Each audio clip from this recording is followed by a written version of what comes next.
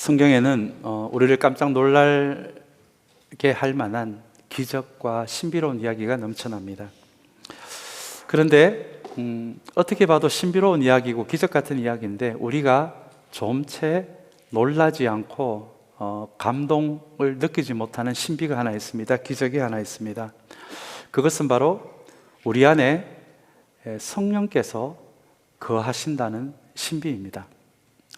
언뜻 보면 굉장한 일 같은데 성령이 하나님, 성령 하나님, 또 다른 하나님, 우리 하나님의 영이신 분이, 동일한 하나님이신 분이 성령이신데 그분이 우리 안에 거하신다라는 것은 좀 채 우리가 그렇게 감동을 느끼지도 깜짝 놀라지도 못한 신비가 되어가는 것은 아닌가 생각해 봅니다. 또 한 가지 더 놀라운 것이 있습니다. 우리 안에 계시는 이 성령께서 우리 가운데 일하셔서 우리의 자기중심성과 우리의 본성 가운데 하나님의 성품을 흘려보내는, 우리를 실제로 변화시키는 일을 하고 계신다는 이 신비도 우리는 좀 채 감동을 느끼지 못합니다. 우리에게 놀라움으로 다가오지도 않습니다. 여러분, 왜 그럴까요? 우리 안에 성령이 계신다, 하나님의 영이 계신다라는 것은 너무너무 놀라울 일인데 우리는 왜 그렇게 실감을 하기가 쉽지가 않을까요? 우리가 성령을 잘 모르기 때문이 아닐까요? 그분이 무슨 일을 하시는지, 그분이 실제로 우리 안에서 어떤 일을 하시는지를 잘 모르기 때문만은 아닐까요? 많은 분들이 제게 이런 질문을 합니다. 성령께서 우리 안에 일하셔서 우리의 성품을 바꾸어 가신다라고 하는데 그것이 너무 추상적으로 다가온다는 거예요. 목사님, 어떻게 이것이 실제적으로 우리에게 다가올 수 있습니까? 여러분들이 이런 질문을 저에게 합니다.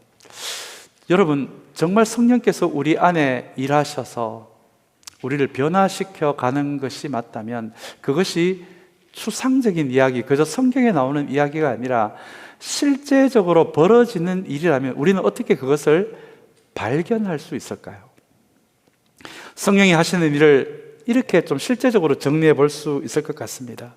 성령께서 우리 안에서 일하실 때 우리는 그저 좀 더 착한 사람이 되고 좀 더 부드러운 사람이 되는 정도가 아니라 성령께서 우리 안에 일하실 때 우리는 하나님이 좋아하시는 것을 우리도 점점 좋아하게 되고 하나님이 싫어하는 것을 우리도 점점 싫어하게 되는 그런 변화가 우리에게 일어나기를 시작합니다.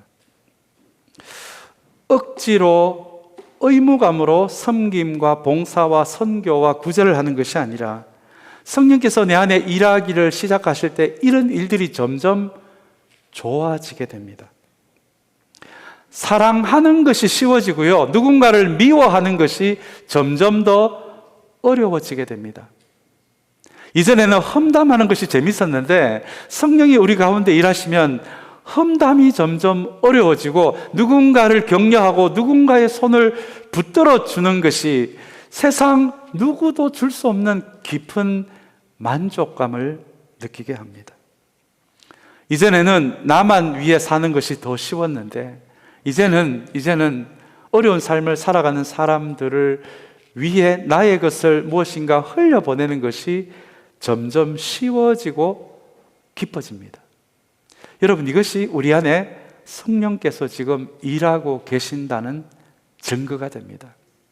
혹시 이런 일이 저와 여러분들 안에 최근에 벌어지고 있다면 여러분, 그것이 바로 우리 안에 내주하시는 성령께서 일하시기 시작할 때 우리에게 실제로 일어날 수 있는 일이라는 것, 내 안에 지금 성령께서 일하고 계시는구나 라는 것을 발견할 수 있는 증거가 됩니다.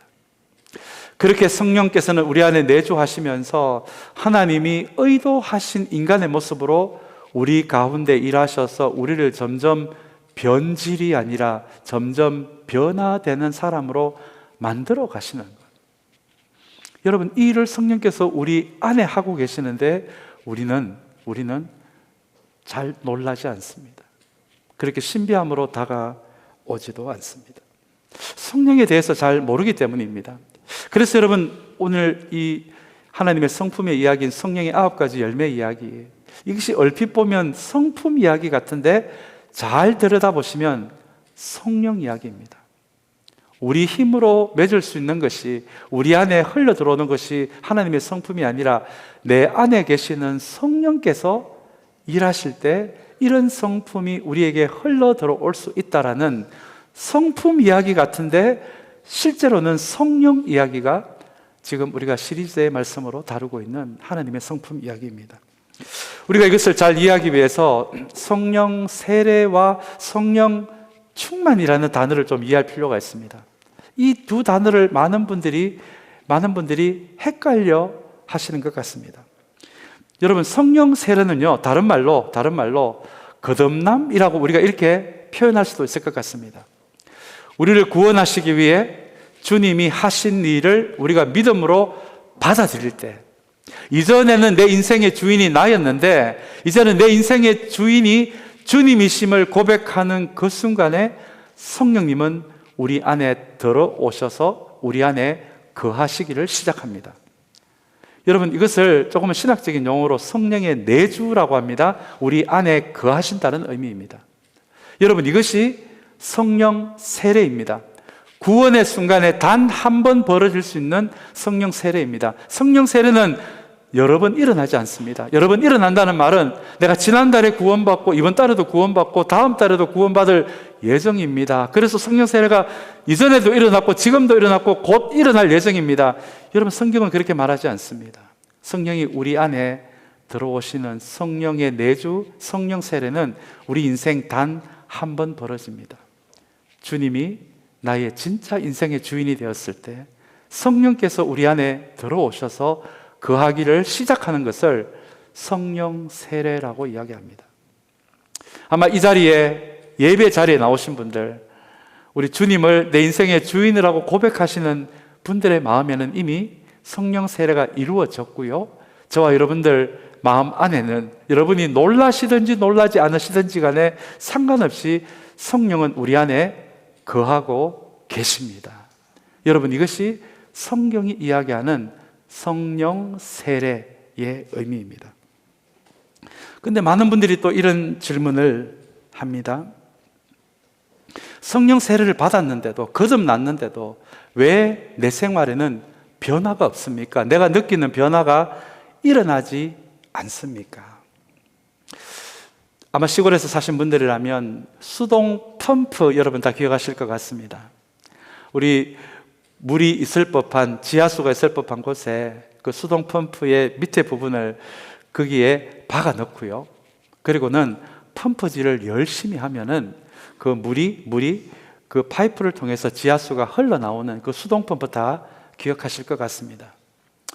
여러분, 성령 세례는 마치 수동 펌프를 지하수에 박는 것과 같습니다. 우리의 영혼의 뿌리를 예수 그리스도에게로 뿌리 내리는 것, 예수 그리스도의 생명과 연결되는 것, 여러분, 이것이 성령 세례입니다. 마치 성령 세례는 그동안에 내 인생의 뿌리를 나 자신에게 받고 살았다면 이제는 예수 그리스도의 생명에 마치 수동 펌프를 지하수에 박는 것처럼 내 영혼의 뿌리를 주님께 뿌리 내리는 그 시간, 그 지점, 그 순간을 성령 세례라고 합니다.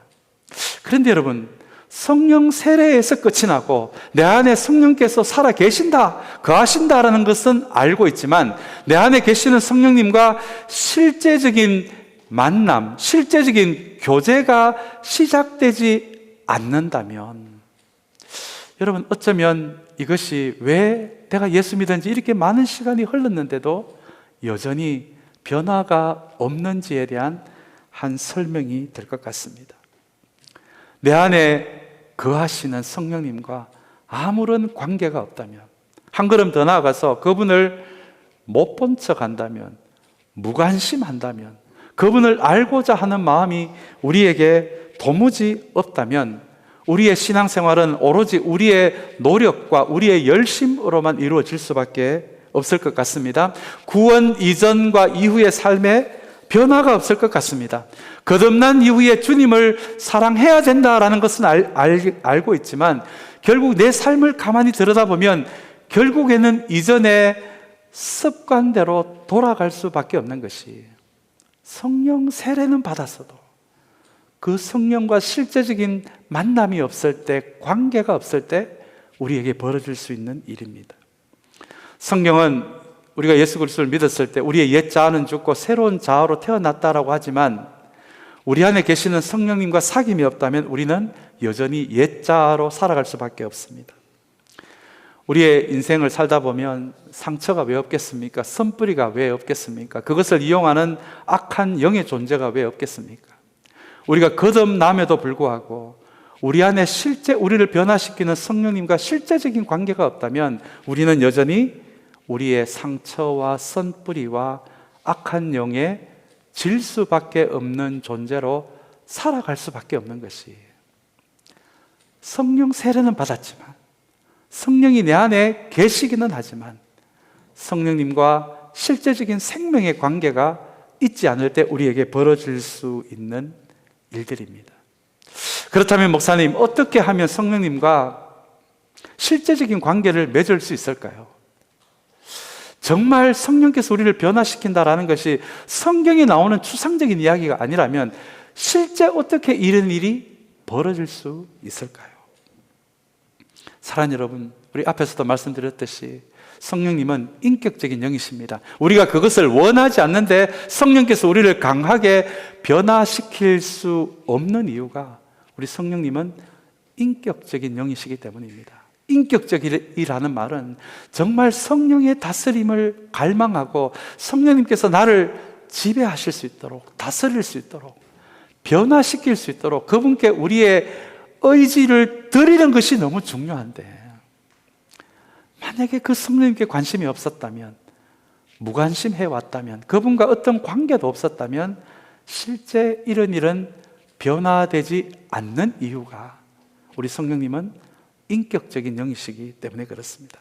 그렇다면 우리가 어떻게 그분께 인격적으로 다가갈 수 있을까요? 정말 내 안에 계시는 성령님, 그분이 성령 하나님이시라면 내 안에 들어오셔서 나를 변화시키기 위해 내 안에 영원토록 머무르시는 이 성령님과 친밀하면서도 진실한 관계를 가지고 싶은 그 열망이, 그 디자이어가 우리에게 있어야 한다는 것입니다. 그것 없이 우리를 강제로 변화시킬 수 없으시기 때문입니다.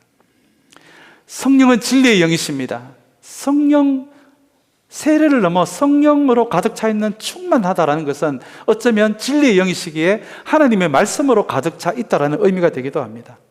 그렇다면 하나님 말씀에 대한 말씀에 대한 깊이를 더 가지고 싶고 말씀의 다스림을 받고 싶은 그 열정, 그 열망이 여러분 안에 넘쳐나는 것도, 그런 사람이 되고 싶습니다. 성령님께 기도하는 것도 성령님께 여러분의 의지를 드리는 기도가 될 수 있습니다.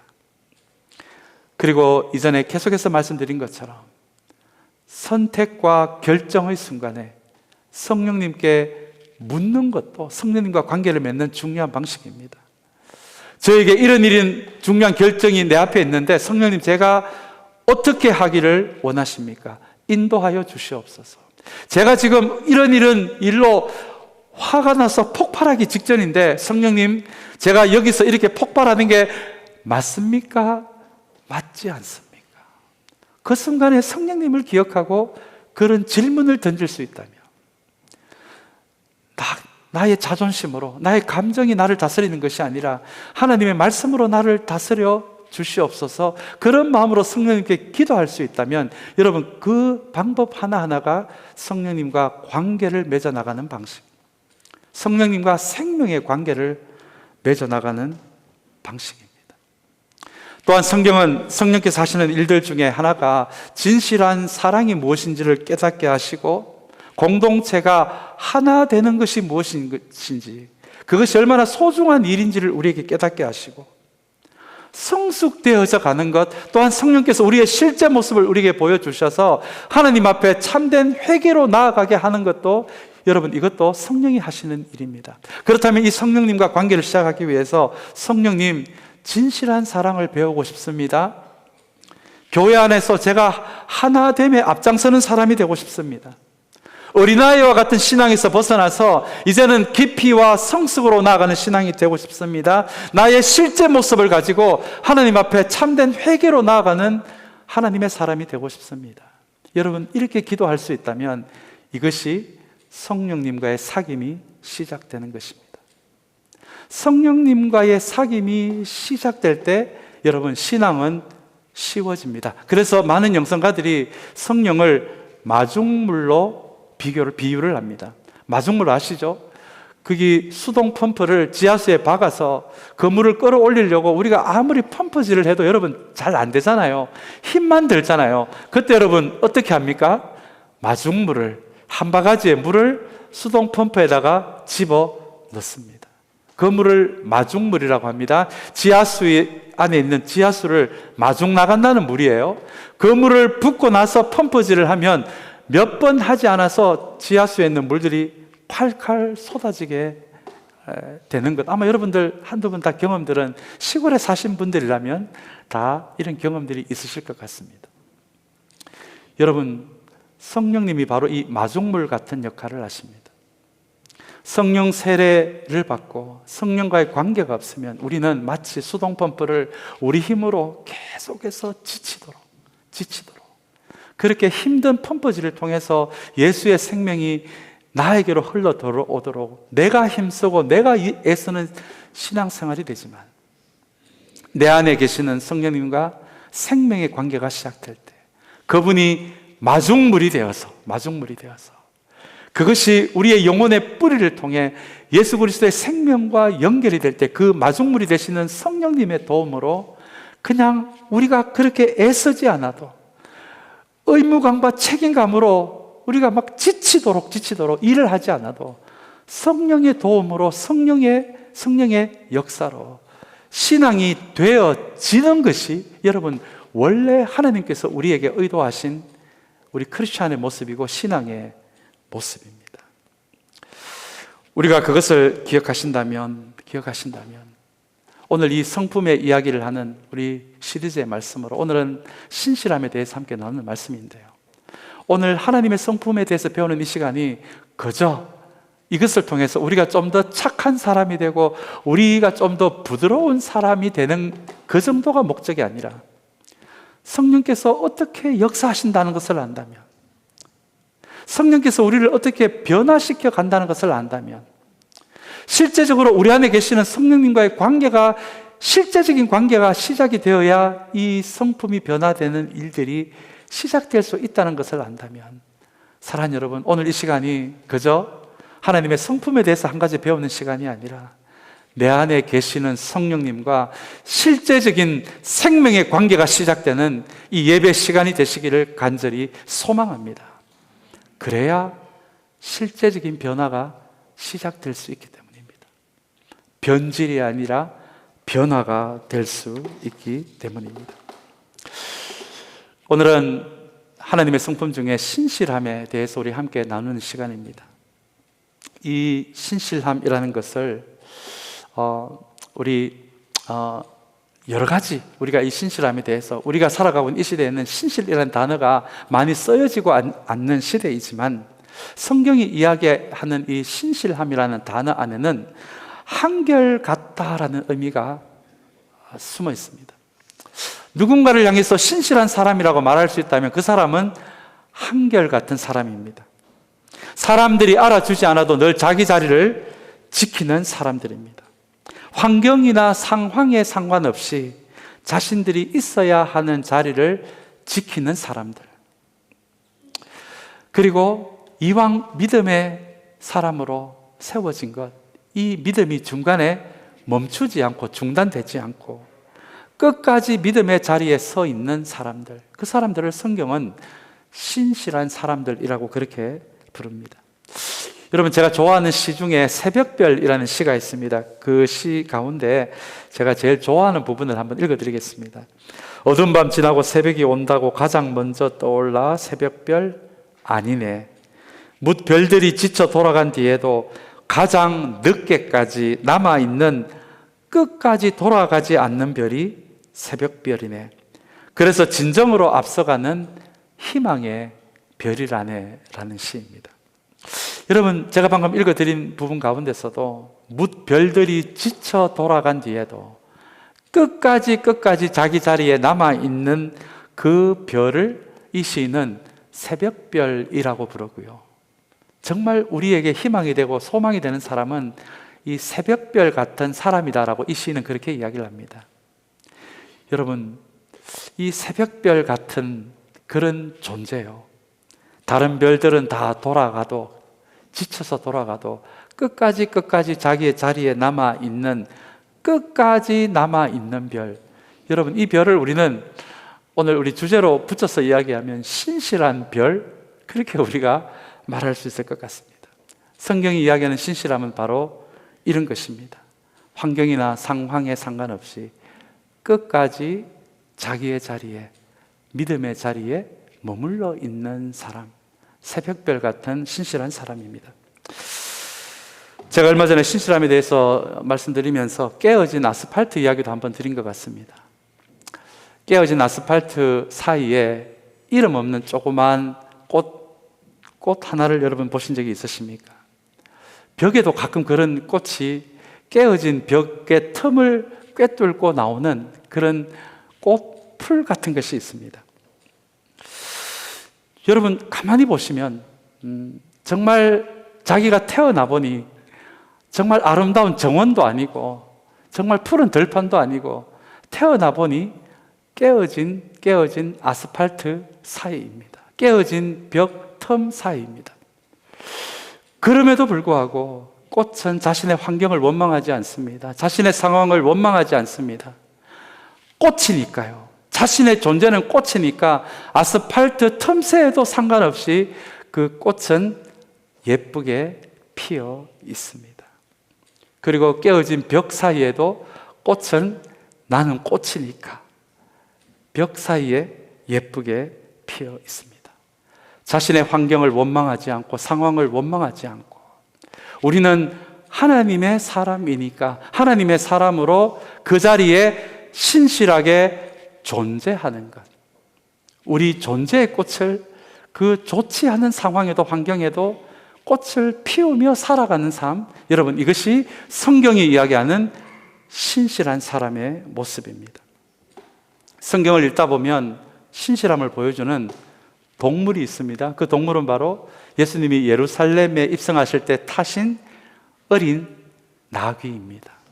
예수님이 예루살렘에 입성하실 때 많은 군중들이 환호를 했습니다. 메시아가 우리 예루살렘에 오시면 이제 혁명이 일어나서 로마 제국을 무너뜨리고 새로운 나라가 설 것이라는 기대로 인해서 예루살렘에 입성하시는 예수님에 대해서 군중들은 환호성을 지릅니다. 그런데 여러분, 성경에 나오는 군중은 늘 예수님에 대해 등을 돌리는데도 빠른 사람들이었습니다.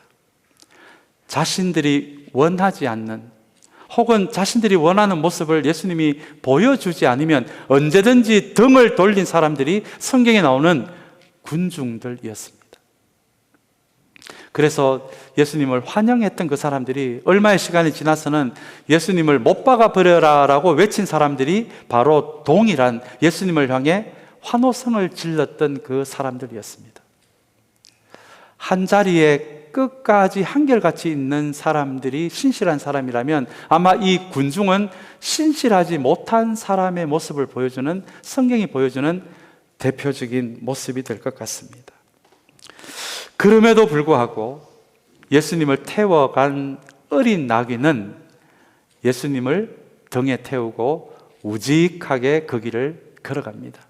사람을 처음 태우는 낙이었습니다. 얼마나 불편했을까요? 얼마나 어색했을까요? 그러나 자신의 등에 탄 예수님의 손길에 이끌려서 우직하게, 불편하지만 어색하지만 예수님이 예루살렘 입성하시는 그 낙이 자신이 해야 할 일을 끝까지 해내었던 어린 나귀가 바로 성경이 이야기하는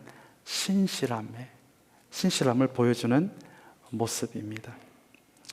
사랑하는 여러분, 사람도 마찬가지입니다. 예수님 옆에서 예수님을 끝까지 따라간 사람들이 있었거든요. 그 잘난 제자들은 예수님이 로마 군인에게 체포를 당하자 바로 등을 보이고 도망을 갑니다. 그러나 예수님이 체포되는 순간에도, 예수님이 십자가에 못 박힌 순간에도 그 옆에 자리를 끝까지 지킨 사람들이 있었습니다. 그 사람들이 바로 그 시대 차별받는 여성들이었습니다. 주님을 따르되 끝까지 따랐던 이 여성들이 바로 성경이 이야기하는 신실한 사람들입니다. 제가 이때까지 몇 가지 말씀드린 이 이미지를 여러분 한번 생각해 보시기 바랍니다. 새벽별, 깨어진 아스팔트의 텀, 벽의 틈 사이, 그리고 그 시대 차별받던 여성들, 끝까지 예수님을 따라간 차별받은 여성들을 가만히 생각해 보시면 하나님의 성품인 이 신실함은 결코 편안함에서 만들어지지 않는 성품이구나 라는 것을 우리는 발견할 수 있습니다. 왜냐하면 하나님의 성품인 이 신실함은 삶의 악조건 속에서, 우리가 원치 않는 상황 속에서, 삶의 결핍 속에서도, 답이 없는 상황 속에서도 하나님을 향해 믿음의 걸음을 한 걸음 내딛는 그 믿음 안에서 비로소 성령에 의해 빚어지는 것이, 사랑하는 여러분, 신실함이라는 성품입니다. 오늘 이 예배 자리에 나오신 분들 중에 내가 지금 삶의 악조건 속에 있다, 원치 않는 상황 속에 있다, 무엇인가 결핍 속에 있다, 그리고 답이 없는 상황 속에 있다라고 생각하시는 분들이 계십니까? 여러분, 이런 상황 안에서 그 상황이 상처가 되는 경우가 있습니다. 쓴뿌리가 되는 경우가 있습니다. 그러나 오늘 이 예배 자리에 참여한 저와 여러분들 가운데 그런 사람들이 있다면, 그 삶의 악조건 속에서, 답이 없는 상황 속에서 성령께서 그 상황을 통해 여러분들에게 신실함이라는 성품이 여러분들 안에 만들어지는 그 믿음의 사건이 우리 모두에게 있게 되기를 주님의 이름으로 간절히 축원합니다. 여러분, 누군가에는 삶의 악조건이 쓴뿌리가 됩니다. 상처가 됩니다. 나를 계속해서 나아가지 못하게 나를 끌어당기는 그 악한 영의 도구가 됩니다. 그러나 동일한 삶의 악조건을 두고서도 우리가 만약에 그 안에서 믿음의, 답이 없는 속에서도 믿음의 한 걸음을 걸을 수 있다면 성령께서 그 악조건을 신실함으로 만들어 나가신다는 것을 기억하신다면, 사랑하는 여러분, 다시 한번 이 예배 시간에 답이 없는 상황 속에서도 그 자리에 주저앉는 것이 아니라, 여러분, 답이 있는데 답을 보고 걸어가는 것을 믿음이라고 말하지 않습니다. 믿음은 답이 보이지 않는 상황 속에서도 하나님을 향해 한 걸음을 내디딜 때, 여러분, 그 믿음의 걸음 속에 신실함이라는 성품이 만들어지고 빚어진다는 것을 기억하는 우리 모두가 되시기를 간절히 소망합니다. 사랑하는 여러분, 가끔 저는 이 설교 시간을 통해서 저의 부족했던 모습을 여러분들에게 드러내곤 하는데요, 또 한 가지 모습을 더 드러내기를 원합니다. 저는 제가 이 신실함을 배우기 전에는, 제가 신학교에 있을 때부터 좋은 목사의 기준이 이 신실함과는 조금은 달랐습니다. 제가 그렇게 교육을 받기도 했고요. 정말 좋은 목사가 되려면 첫 번째로는 설교를 잘해야 한다라고 저는 배웠습니다. 두 번째는 인물이 좋아야 한다라고 여기 들었습니다. 이 부분에 저는 참 좌절을 했습니다. 이건 제가 어떻게 할 수 없는 부분이잖아요. 그리고 인간관계도 잘해야 된다. 그러면 좋은 목사가 되고 조금은 인기 있는 목사가 될 수 있다라고 그렇게 배웠습니다. 그런데 여러분, 정말 하나님이 의도하신 사람이 어떤 사람인가, 우리 안에 내주하시는 성령께서 어떤 일을 하시는가를 가만히 들여다보니 하나님은 설교 잘하는 목사, 인물 좋은 목사, 인간관계 잘하는 목사, 그것도 못하는 것보다는 좋은 일이겠지만, 정말 하나님이 원하시는 사람은 새벽별 같은, 어린 나귀 같은 아스팔트 틈새에도 원망하지 않고, 그곳에서도 하나님의 사람이라는 존재의 꽃을 피우는 그런 신실한 사람을 하나님이 정말 찾고 계신다는 것을 저는 깨닫게 되었습니다. 그리고 제 기도가 바뀌기를 시작했습니다. 이전에는 어떻게 하면 설교를 잘할까라는 고민을 했다면, 하나님, 이제는 제가 신실한 목사가 되기를 소망합니다. 저의 목회를 통해서 능력 있는 사람이 아닌 하나님 앞에 신실한 사람들이 세워지기를 하나님 간절히 소망합니다. 그리고 이 참사랑 교회를 섬기면서 이제는 신실한 사람들과 함께 이 참사랑 교회를 하나님 세우기를 소망합니다. 이렇게 기도 제목이 바뀌더라고요. 여러분, 다시 한번 능력 있는 사람을 하나님이 찾으시는 것이 아니라 예수님을 십자가에 못 박히는 그 옆에 자리까지도 따라간 신실한 사람을 하나님이 찾고 계시고, 그 사람들을 통해서 하나님의 은혜와 하나님의 능력과 하나님의 진리를 이 세상에 드러내기를 원하신다는 것을 잊지 않는 저와 여러분들이 되시기를 간절히 소망합니다. 왜 그런지 아십니까? 우리 하나님에게 이미 능력이 넘쳐나기 때문입니다. 하나님에게 능력이 부족해서 능력 많은 사람을 찾으시는 것이 아니라 하나님의 능력을 흘려보낼 사람, 여러분, 그 사람이 바로 새벽별 같은 사람이 아닙니까? 아스팔트 틈새에 꽃을 피우는 사람이 아닙니까? 어린 나귀와 같은 신실한 사람이 아닙니까? 하나님의 능력이 이 세상에 흘러나가는 통로가 신실함이라는 것을 기억하는 우리 모두가 되시기를 간절히 소망합니다. 우리 시간에 말씀 몇 군데를 보고 말씀을 마치기를 원하는데, 먼저 우리 마태복음 25장 21절 말씀을 한번 보기를 원합니다. 우리 한번 이 말씀을 저와 여러분들이 한번 같이 읽으면 좋겠습니다. 우리 한번 같이 읽겠습니다. 그의 주인이 그에게 말하였다. 잘했다, 착하고 신실한 종아. 내가 적은 일에 신실하였으니 이제 내가 많은 일을 내게 맡기겠다. 와서 주인과 함께 기쁨을 누려라. 하나님이 원하시는 사람이 신실한 사람인 것을 정확하게 말해주는 말씀이 마태복음 25장 21절 말씀입니다. 여러분, 이 말씀을 보시기 바랍니다. 잘했다, 착하고 어떤 종아요? 신실한 종아. 능력 있는 종아 그랬으면 아마 우리가 전부 다 능력을 쌓기 위해 노력할 뻔했습니다. 안 해도 될 일 할 뻔했습니다. 착하고 능력 있는 종아라고 이야기하지 않습니다. 신실한 종아라고 주님은 그 주인을, 그 종을 평가합니다. 한결같은 사람이었을 것입니다. 새벽별 같은 사람이었을 것입니다. 악조건 속에서도 믿음의 꽃을 피우는 그런 사람이었을 것입니다. 그리고 또 이어서 이야기합니다. 내가 적은 일에 어떻게 했다고요? 신실하였다. 이것이 하나님이 원하시는 신실함의 핵심적인 모습입니다. 큰 일에 신실을 할 수 있어요. 많은 사람들의 시선이 있는 그 일은 신실할 수가 있습니다. 그런데 주님이 오늘 이 종에 대한 평가를 하시면서 내가 적은 일에, 다른 사람들이 별로 하고 싶지 않은 일에, 다른 사람들의 시선이 별로 없는 일에, 우리 교회도 그런 일이 있지 않겠습니까?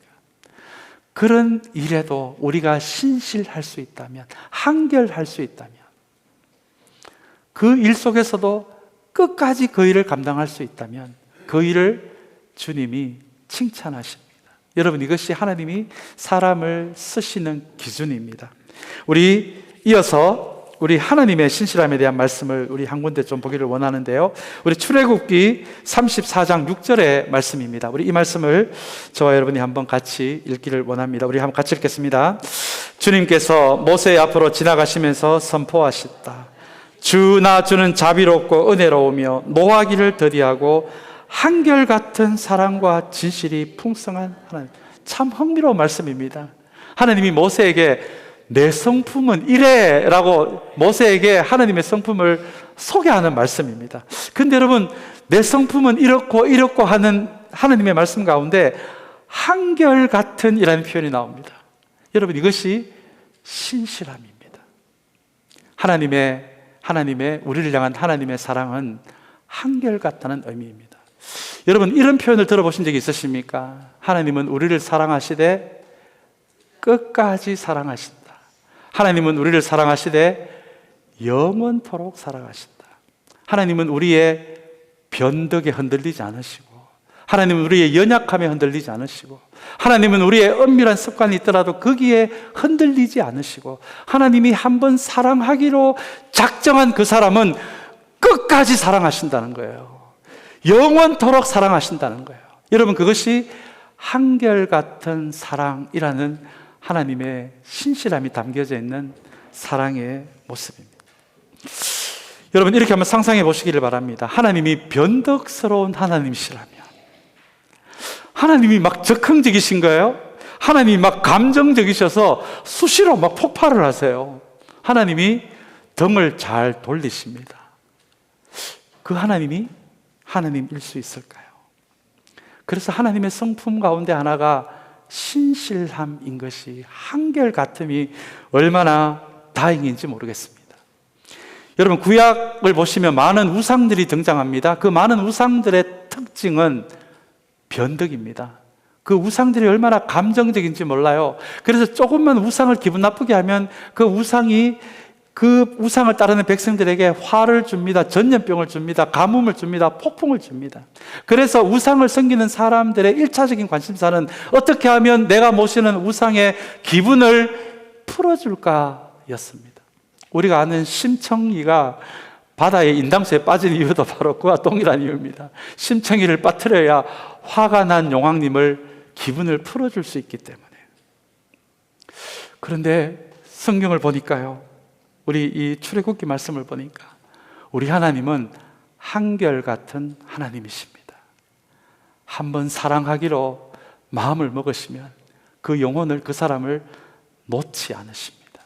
우리 하나님은 말씀대로 역사하시는 하나님이십니다. 우리의 변덕에, 우리의 부족함에, 우리의 감정에 하나님은 마음을 수시로 바꾸시는 분이 아니라, 그런 부족한 모습이 우리에게 있어도 우리의 인생 가운데 하나님은 그분의 말씀대로 역사하십니다. 여러분, 이것이 한결같은 신실한 하나님의 모습입니다. 우리 한 군데 더 볼까요? 민수기 23장 19절 말씀입니다. 우리 23장 19절 말씀도 우리 한번 같이 읽겠습니다. 하나님은 사람이 아니시다. 거짓말을 하지 아니하신다. 사람의 아들이 아니시니 변덕을 부리지도 아니하신다. 어찌 말씀하신 대로 하지 아니하시랴. 어찌 약속하신 것을 이루지 아니하시랴. 우리는 변덕을 부리고, 우리는 뛰었다가 바닥에 떨어졌다가, 때로는 주님을 따라갔다가, 때로는 등을 돌리는 연약함이 우리에게 있지만, 민수기 23장 19절을 통해서 모세는 자기가 경험한 하나님을 이야기하면서 우리 하나님은 변덕이 없으신 분이시다. 그분은 그분의 말씀대로 일하시는 하나님이시다. 여러분, 이것이 모세가 경험한 하나님의 신실입니다. 이제 우리 마지막으로 디모데후서 2장 13절 말씀 읽고 우리 말씀을 마치겠습니다. 우리 한번 같이 읽겠습니다. 우리는 신실하지 못하더라도 그분은 언제나 신실하십니다. 그분은 자기를 부인할 수 없으시기 때문입니다.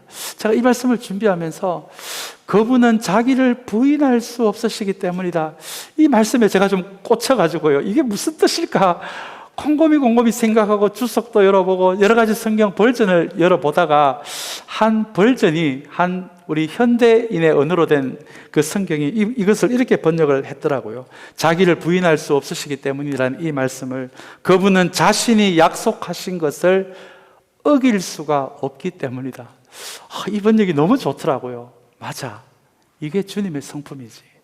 주님은 우리에게 한번 하신 말씀, 그 말씀을 어기시는 분이신 분이 아니라 사랑하기 시작하시면 영원히 사랑하신 분이시고, 그분이 하신 말씀은 우리의 변덕과 상관없이, 그분이 하신 말씀은 그분이 어기실 수가 없는 신실한 분이 바로 우리 주님이시다 라는 고백이 디모데후서 2장 13절에서 바울의 고백입니다.